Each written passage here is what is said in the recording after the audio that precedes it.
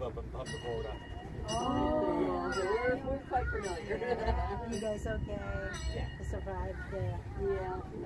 Still trying to get fixed, but yeah.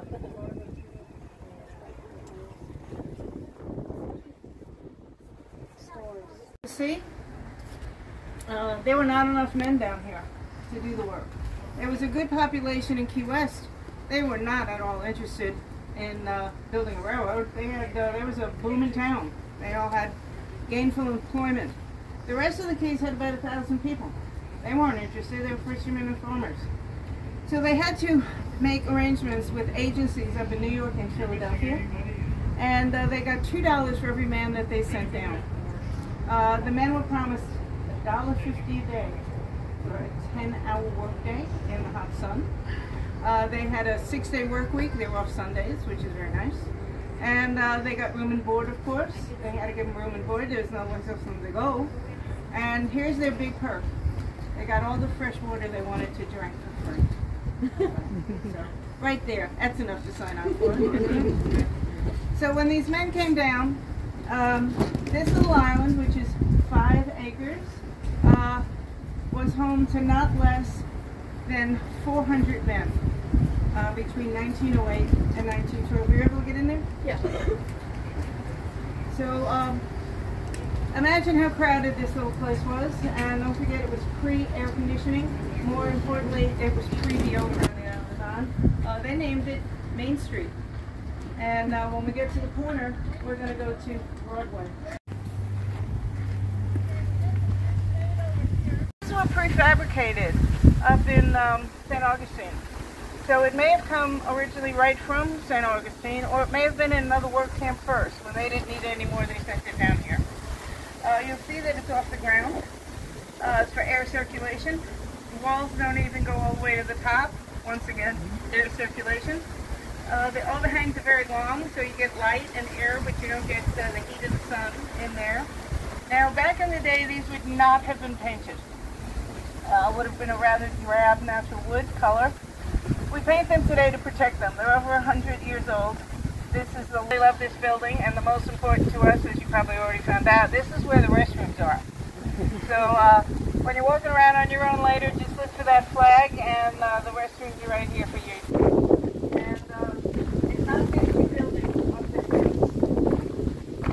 Now this building is very important to us. This building was also here in 1908.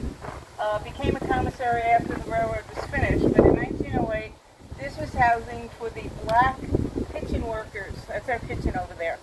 They were segregated not because of color, but because they were getting up earlier than anybody else, and so they didn't want to disrupt 64 men. When the guys started cooking very early in the morning, they were cooking on 4. The railroad ran from 1912 to 1935. In 1935, we had the worst hurricane to ever hit this hemisphere.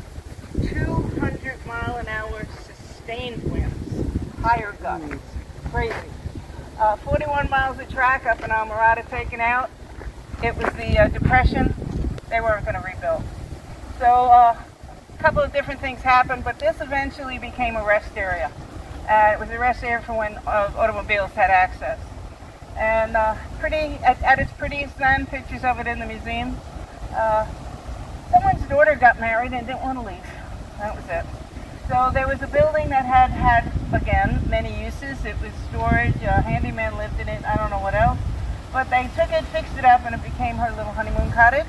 And then when he did it, it became the 8th wonder of the world.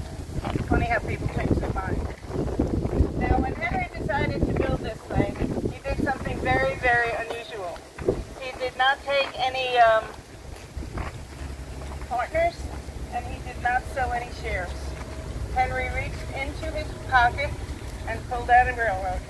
That was it. It is the largest engineering project ever undertaken by a single person. You know, usually governments build this. This was one guy. Okay? So, as I said, 1935, we had this absolutely horrible hurricane, and it was the Depression.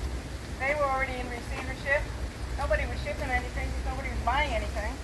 Nobody was doing any luxury travel. And so shade over here, some shade over here. Alright, so the Florida East Coast Railway was more than happy to let this thing go. And the state of Florida was more than happy to last penny that Henry spent on this. Because since he didn't have to report to anybody, he didn't have any partners or any shareholders, some of that stuff has been lost. And Henry very cleverly managed to die the year that income tax came in. How good is that? So, but the people who know about such things have studied it very carefully, and they say that this cost Henry, out of his pocket, $50 million. So the workmen. And so they took those buildings apart, except for one that one barracks, and they built these more house-like buildings. And that's because when the maintenance people came, they came with their whole families, and it wasn't a bunch of guys just in a barracks. So we had a schoolhouse. Now I don't know if any of you have any houses here involved. I can only imagine. I've never heard. They probably started in thousands painting.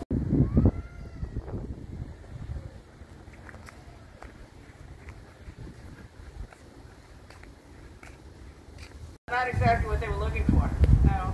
So that was it. You know, they said this place is useless. They named it K.O. Paloma. Means Pigeon Key. Name has stayed with us all these years. And they marked it on the chart just so nobody would run into it. It was just a rock, just a bump in New York. His father was an itinerant Presbyterian minister / farmer, which means poor. So even though he was a smart kid, when he finished 8th grade at 14, so let's sit in the shade over here and we'll talk about Henry and what he did next. I mean, how simple is that? And people are rushing out there to make their fortune in the salt industry. Now, Henry was a very complex man. In business, he could be vicious.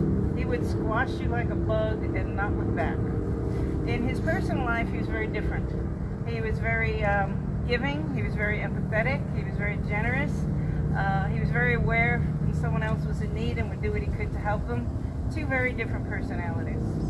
And in business, on a personal level,